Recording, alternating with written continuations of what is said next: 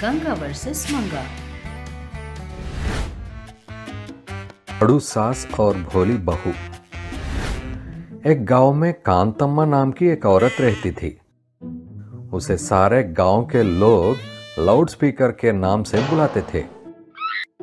कांतम्मा का बेटा काशी। कांतम्मा ने जो एक बार कह दिया, पूरा परिवार उसे शासन की तरह मान लेता था। कांतम्मा का बेटा काशी और कांतम्मा का पति गौरैया दोनों ही उसकी बात मानते थे। दिन गुजरती जा रहे थे। एक दिन कांतम्मा और गौरैया दोनों मिलकर कांतम्मा की सहेली के बेटे की शादी में जाते हैं। वहां पर विजया नाम की औरत कांतम्मा के पास आ गए, कहती है, क्या बात है, कहाँ पर हो आजकल? दिखाई नहीं दे रही हो। दिखाई नहीं दे रहा है तो फिर जाकर चश्मे की दुकान से चश्मा बनवा लो। मेरे कहने का मतलब था तुम कहीं बाहर नहीं दिखाई दे रही हो। अपनी आंखें चेक करवाओ, तुम्हें दिखाई नहीं दे रहा तो मैं क्या करूं? कैसे झेल रहे हो भाई साहब? हाँ हाँ बस। हाँ बस, मैं क्या पूछ रही हूँ और आप क्या बोल रहे हो? इस सीन में उनका डायलॉग बस इतना ही है और कोई डायलॉग नहीं है।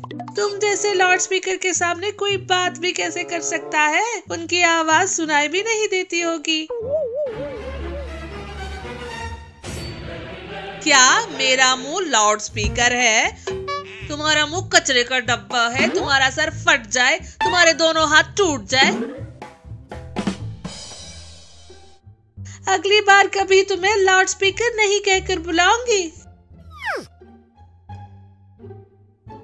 अब मुझे समझ में आया कि तुम्हारी बेटे की शादी क्यों नहीं हो रही है। तुम्हारी बातें सुनकर उसे लड़की कौन देता?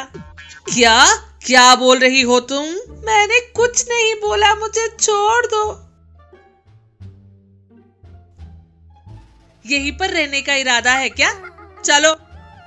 दोनों मिलकर घर वापस आ जाते हैं। घर आने के बाद कांतम्मा बैठकर सोचने लगती है, मुझे फौरन ही अपने बेटे की शादी करवानी होगी।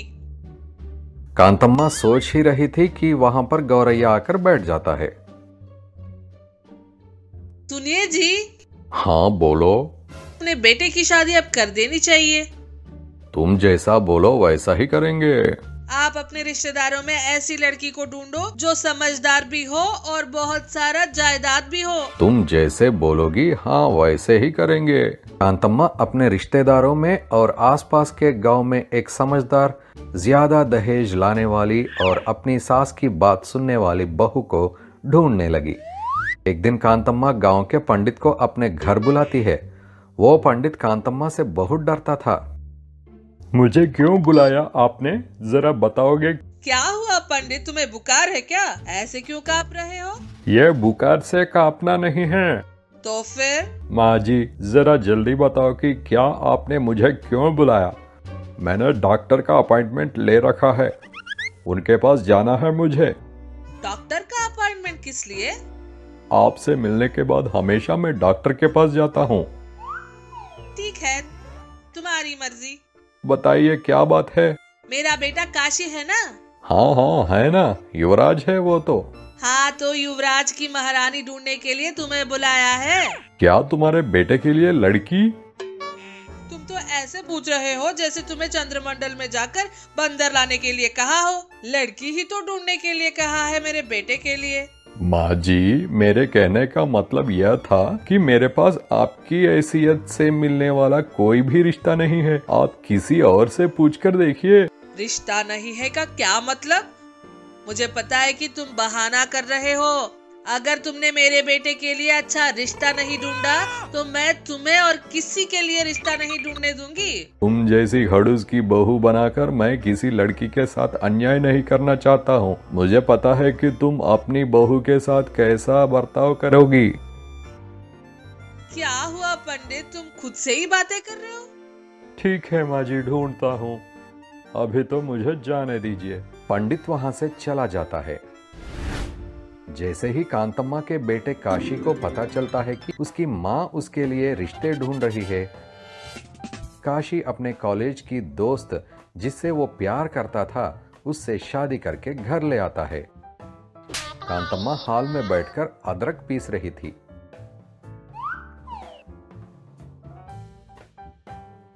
माँ माँ। अरे अरे काशी बेटे, अंदर आ जाओ।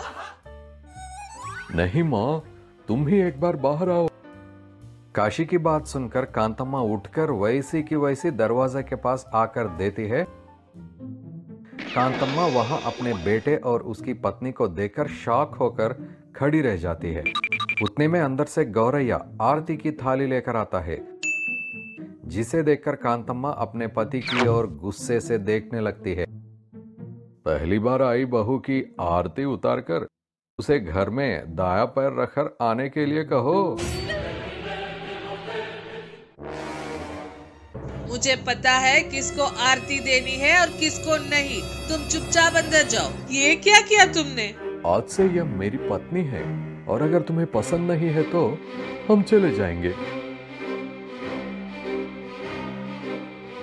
मेरे बेटे में इतनी हिम्मत कहाँ से आ गई कि वो शादी करके लड़की को ले आया और मुझसे ही पूछ रहा है?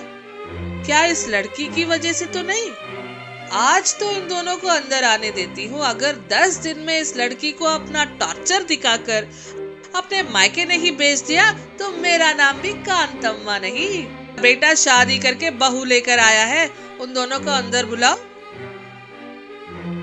काशी अपनी पत्नी की तरफ देखते हुए हंसता है और दोनों गृह प्रवेश करके हंसते हुए घर के अंदर आ जाते हैं, जिसे देखकर कांतम्मा सोचने लगती है। हंसले हंस। सूर्यकांतम के पास उसकी बचपन की सहेली रंगम्मा आती है। अरे कितने दिन हो गए तुम्हें देखकर, कैसी हो? मैं ठीक हूँ, तुम कैसी हो? मैं तो ठीक हूँ, पर और बताओ क्या हो रहा है? कैसी है तुम्हारी बेटी? खबरें क्या बताऊं? मेरी इकलौती बेटी की शादी करने के लिए सोच रही हूँ। उसके आधे अधूरे बाल के कारण कोई उसे शादी करने के लिए आगे नहीं आ रहा है। क्या करूं उसकी शादी का? कैसे, मुझे समझ में नहीं आ रहा। दुखी मत हो, मछली है तो कांटे होंगे ही, जीवन है तो दुख होंगे ही, है ना? कहते हुए उसे दिलासा देती है, जो सुनकर रंगम्मा रोते हुए बोलती है। कैसे रोकूं अपने आप को? शायद उसकी शादी देखे बिना ही मैं मर जाऊंगी। बोलती हुई दुखी हो रही थी, जो सुनकर सूर्यकांतम। बस करो, ये कैसी बातें हैं? इतनी छोटी सी बात पर इतनी बड़ी बड़ी बातें किस लिए? रुको, मैं अभी आती हूँ। बोलकर अपने कमरे में जाती है।